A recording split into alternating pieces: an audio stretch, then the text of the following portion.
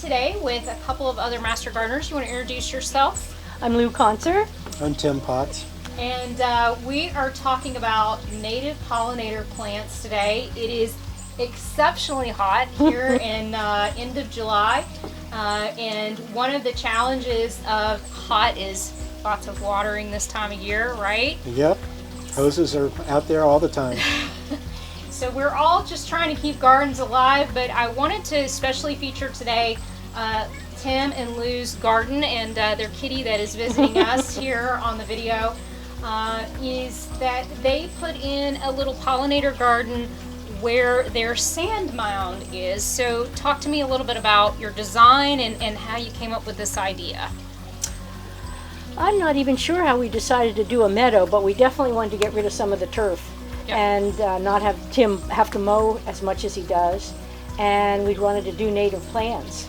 So we read about it. We went to a presentation by Larry Weiner, a really well-known native plant and garden planner, and just decided to do it on our own.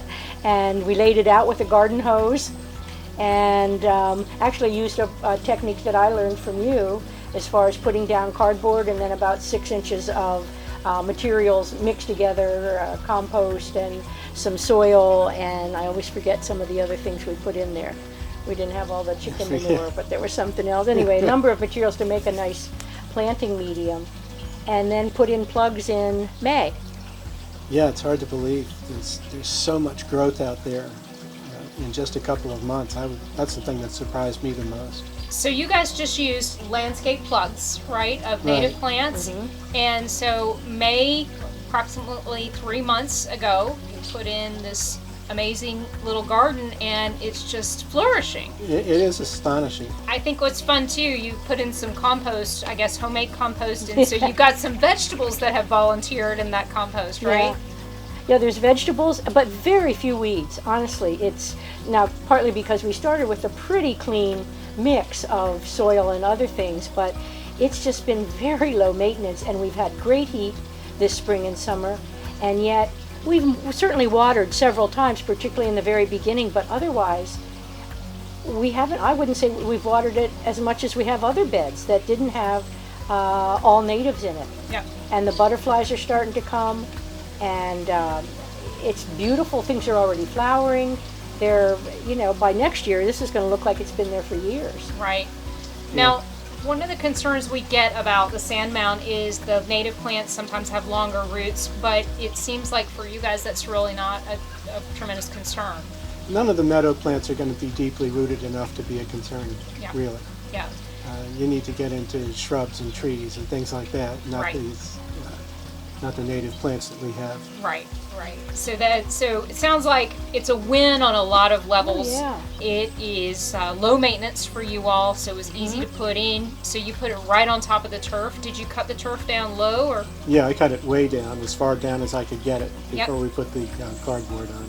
Right, and then the plugs went right into your mixture. And then a little bit of wood chip on top, I think I saw down there. Some mulch. Yep. And low maintenance, low water in this extremely heat. These native plants can just really take that beating and not have to really do a whole lot to keep them going. Yeah.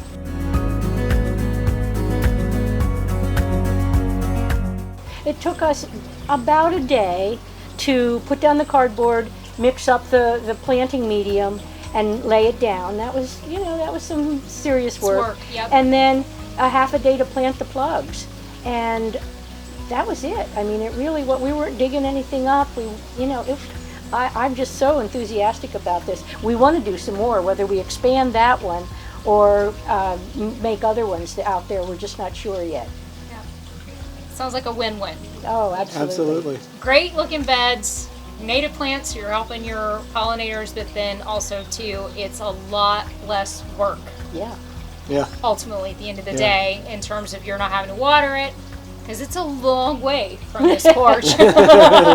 And I'm always concerned about gardens and water, especially the farther you get away from the house, the harder it is to maintain them. Right. So, sounds like a win. Any other piece of advice you'd give people that are considering converting their turf? There are lots of things on the web as far as lists of plants, or any good gardener like Heather or master gardeners would be able to advise you on what would work best for what you have. Otherwise, heck, they'd be here anyway if we let the place go, you know, with any luck. So it's not like it was really difficult to figure it out. Yeah, it's been a fun project. It's really surprising and fun. That's great. Well, thank you guys so much for letting us come and talk about your garden, and hopefully this will inspire other people to do the same. Hope so. Garden thoughtfully. Take care.